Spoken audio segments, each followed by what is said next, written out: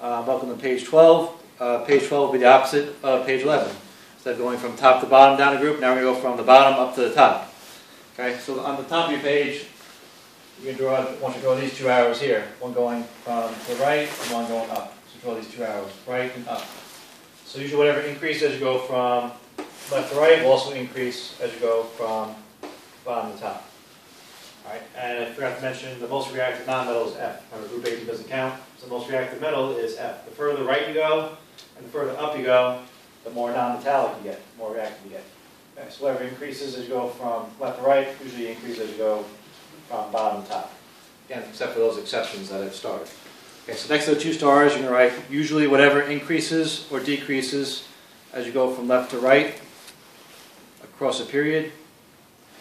Usually whatever increases or decreases as you go from left to right across a period will increase or decrease as you go up a group.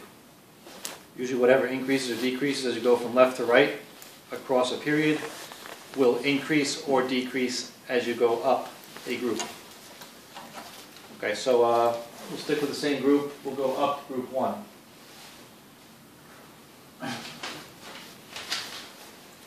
Going up group 1, what's happening to atomic number? 19, 11, 3, it's decreasing.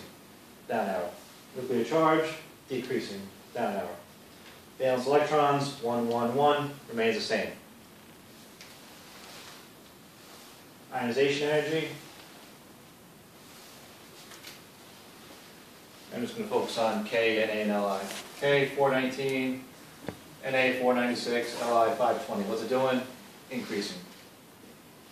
Right. Electronegativity, K 0.8, Na 0.9, Li 1.0. What's it doing? Increasing. Right. Atomic radius, K 200, Na 160, Li 130. What's it doing? Decreasing.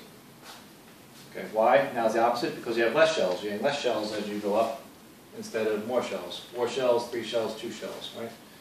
Okay. Cross out the next word, ionic radius. I forgot to delete that, so delete out ionic radius. All right, and then, again, what's the most reactive metal? Most reactive metal is Fr.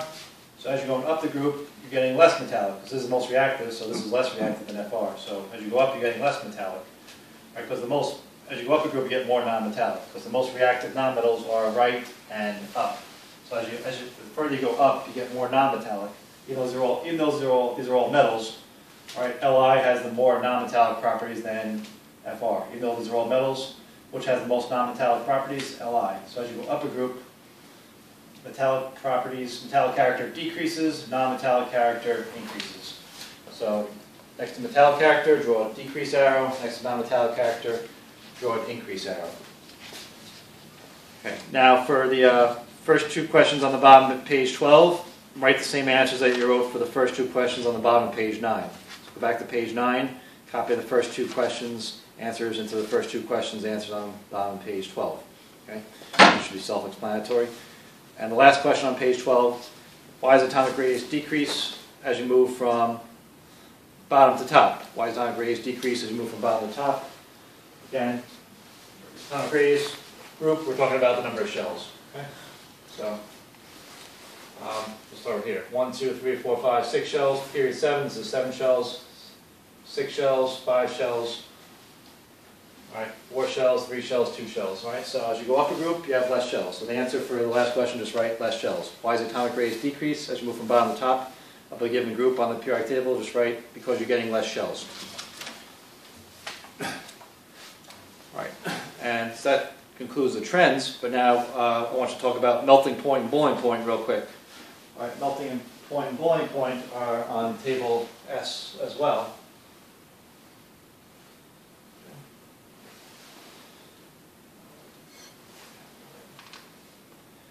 So you have melting point and boiling point. See them on top there?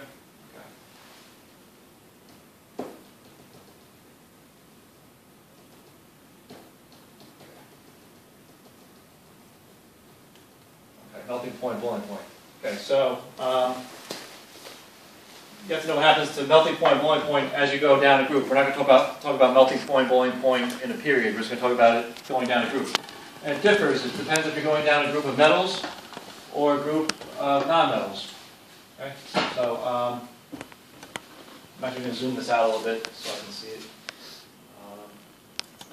It might be difficult for you to see on your video, but you can follow along your reference tables. Okay. All right, so I'm going to go down. First, I'm going to go down a group of metals. I'm going to go down group 1. So I'm just going to go down a little bit. Li, Na, K, Rb. And we're going to copy the melting point and boiling point down. So Li was the melting point of Li, 454. Was the boiling point 1615. So melting point of Li is 454 Kelvin. The boiling point is 1615, 1,615 Kelvin. Na, 371 and 1156 are the respective melting points and boiling points.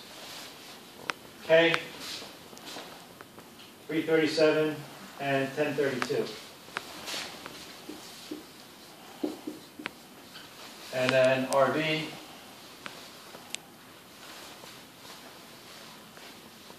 312 and 961.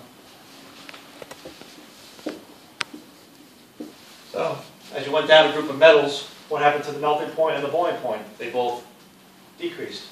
Okay. Now for non-metals, it's going to be different. We're going to go down group 17. We're going to go down group 17, FCl, Bri. Let's see what happens to the melting point, boiling point as you go down a group of non-metals compared to a group of metals. All right, so let's start with F. Okay, melting point of F is 53, and the boiling point is 85 Kelvin. So 53 and 85. Cl, 172 and 239.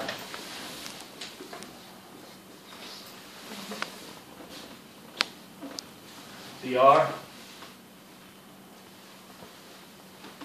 266 and 332. And finally, iodine,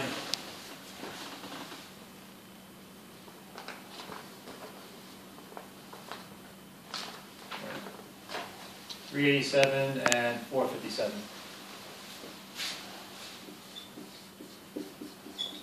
So as you went down a group of non-metals, what happened to the melting point and boiling point now? They both increased. So it's the opposite of metals. So as you go down a group of metals, the melting point and boiling point both decrease. As you go down a group of non-metals, the melting point and boiling point both increase. All right, there's no excuse to get this wrong because all the answers are on table S. All right, so now at the top of page 13, on top of page 13, fill in the blanks. As you go down a group of metals, the melting point and boiling point decreases. As you go up a group of metals, melting point and boiling point increase. Opposite. As you go down, next one, as you go down a group of non-metals, the melting point and boiling point increase. 53, 172, 266, 387, they increase. As you go up, it's going to decrease. The last blank, as you go up a group of non-metals, the melting point and boiling point decrease. All right, so for melting point, boiling point, just pick a group of metals, pick a group of non-metals, and look them up on table S, see what's happening to them as you go up and down a group, okay? So for metals, as you go down, melting and boiling point decrease. As you go up, they increase. Non-metals is the opposite. As you go down, melting point, boiling point increase. As you go up, they decrease. All right, so this concludes our next video.